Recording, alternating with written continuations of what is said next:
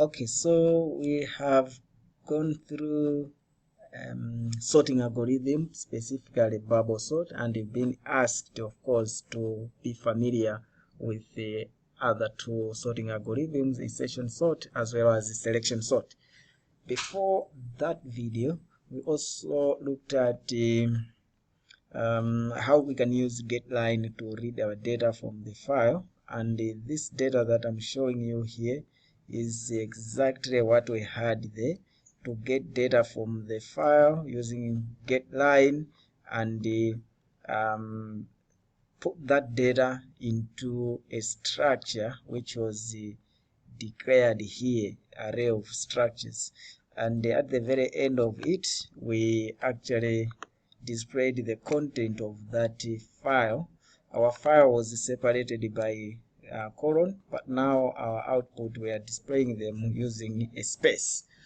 So running our program, this is what we have.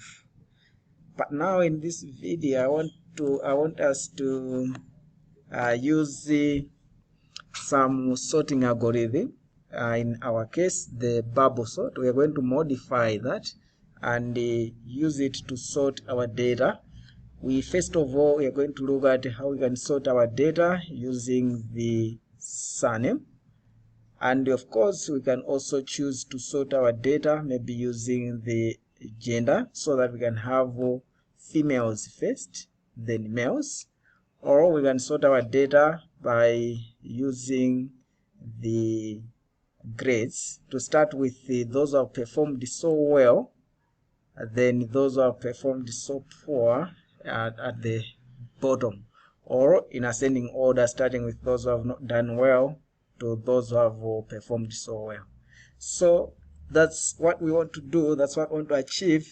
Let's go and see how we can modify the previous algorithm to use it to sort data which is in the array of structures. So by this far, with our data in array of structures, we've managed to have our data in array of structures. So we need to now define the sorting with some changes. Previously, we had this sorting program which was sorting a function which was using integer. We used it to sort numbers, but now we are not using it to sort numbers. It's going to receive an array of structures which will be of data type student, and we want to use our algorithm to sort. So let's go to where this function is. So this function is receiving an array of structures, and we are not changing much our algorithm. Almost everything is as it was before. There's one, if not two places where we are doing the changes. Here is where the change is, making the decision. What are we comparing? So previously we just had something like AJ greater than AJ plus 1, but now we are not just looking at AJ, because under AJ, because this is a structure, we have so many fields. At AJ, there is an ID for a student, there is a first name, surname, as well as sex and grade. So what are we using to actually sort our algorithm? So first one, we are using surname. Surname is a string, and string allows us to use the greater than or less than comparison operators. So we are using that to sort our algorithm. So here we say the value at j, surname, greater than j plus 1 value surname. So we've just added that part. And of course, we want to take the value which is at j, and at j is is a structure of a string. It's not just a single value as before, it's a structure. And this structure is a structure of students. So previously we had only a single value and we're using int, but now is a structure. We need to declare our temp using structure. So this is a second change that we're making. Yeah, so after that, we needed to call this function in our program, in our main function up here. After everything has been loaded into our structure, then we can make our call here, bubble sort, where we are sending the array of structures ST, and of course we have 80 records from there, so we are sending 8. We can compile this one, and let's run our program and see. Now if we see from here, we can see that it has sorted because the numbers are not in that order anymore. And if you look at the surnames, we have B, then C, then G, then H.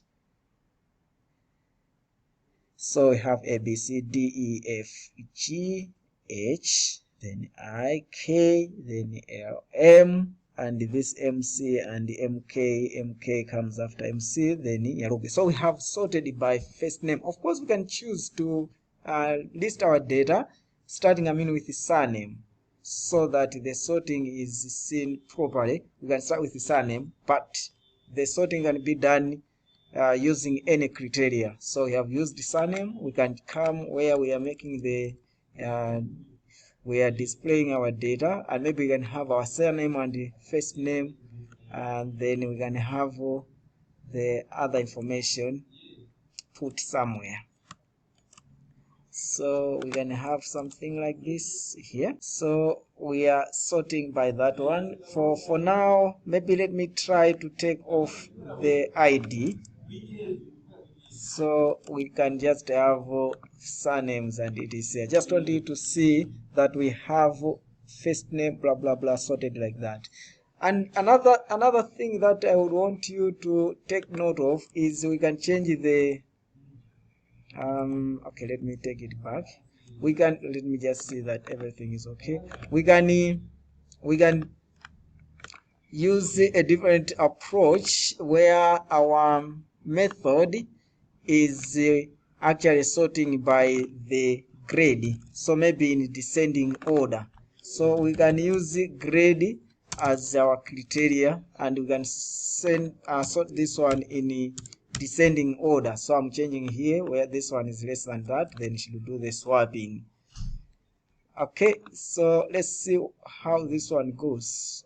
Compile, we run our program. Now we'll have our data in ascending descending order, starting with those who have performed so well. We have 91, 78, 75, all the way up to 35.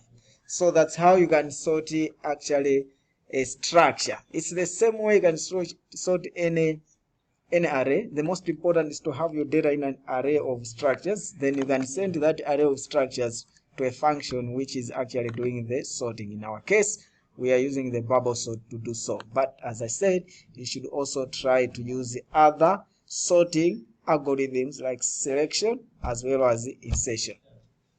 Thank you.